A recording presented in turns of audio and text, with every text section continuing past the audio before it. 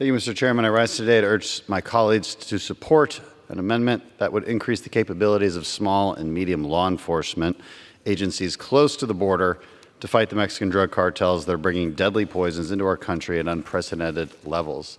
This amendment would prioritize law enforcement organizations within 100 miles of the border that have annual budgets under $200,000 to receive excess defense articles to surveil and interdict drugs and drug traffickers. So here's the problem that we're trying to solve. Cartels have more capabilities, more resources, more weapons, more money than any small border county can possibly deal with.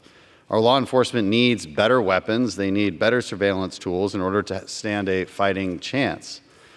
It's worth noting some of the concerns that this would create competition for organizations that need things like high water rescue vehicles. I'm from Houston. I know all too well the importance of those assets. But it's also important to note that this does not create that kind of competition, because what's needed for disaster response and recovery is far different than what is needed for counter narcotics and counter drug cartel surveillance and interdiction. During my work as chairman of the task force to combat Mexican drug cartels, I've heard firsthand of the need for equipment by these organizations that my amendment would prioritize. They're on the front lines of the cartel wars, and we need to support them. I urge adoption of my amendment and reserve the balance of my time.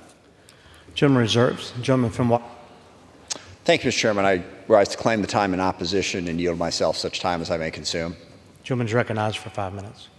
Thank you. I don't have an enormous problem with this amendment. The 1033 program is very controversial, as we'll get into in the amendment that follows, as to how they prioritize the program within its existing parameters. I can understand that that is, debatable going forward, and I'm certain that the border communities that the gentleman described have the needs described, but there are a lot of communities across our country that have needs when it comes to dealing with crime of one kind or another.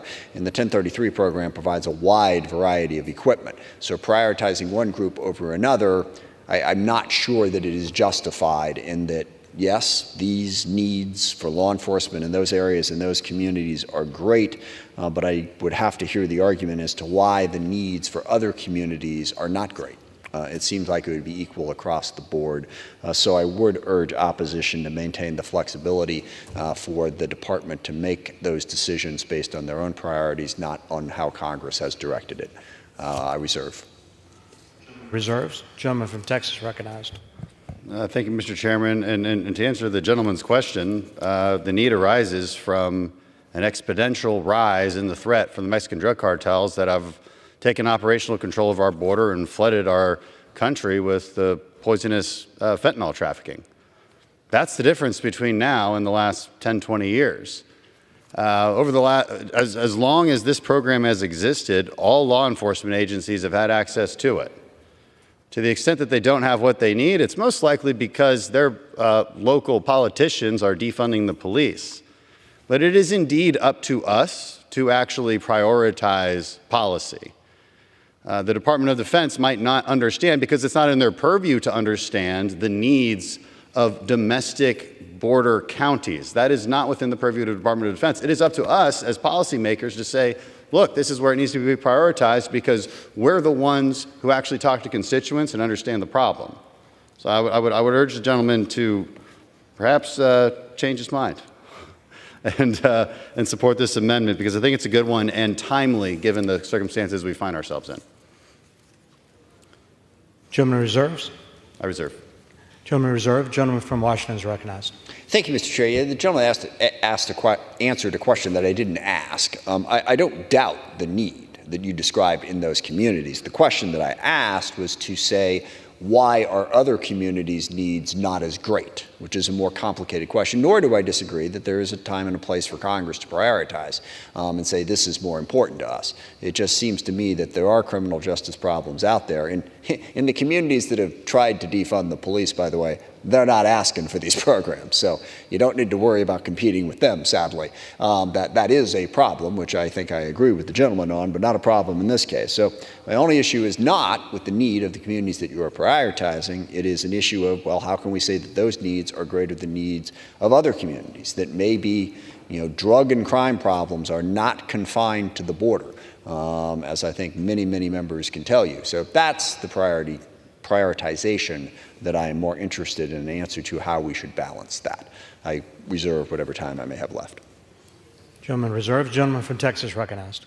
Thank you, Mr. Chairman. Happy to answer that question as well. The reality is, it's often said that in the current border crisis, every state is a border state. Every county is a border county. But that is simply not true. It's simply not true. The fact is that many border counties are more rural, poorer counties that have budgets below $200,000. That's why we set that limit. If they are a wealthy county with plenty of resources, we exclude them from this prioritization. And it is simply true that geographically speaking, you are more likely to be dealing with this threat, to be dealing with traffickers and high-speed chases if you are an actual border county. And that's why we put that provision in there within 100 miles of the border. The fact of the matter is that these counties simply are different from the rest of the counties around the United States. To the extent that other counties have large drug and crime problems, they're usually big cities. They're usually large cities that have plenty of resources that they can draw from, unlike these counties that are, frankly, drowning in the problems that they're dealing with. And I think this can be a bipartisan solution to fix that. And I yield back. Gentleman yields back. Gentleman from Washington is recognized. I yield back as well. Gentleman yields back. The balance.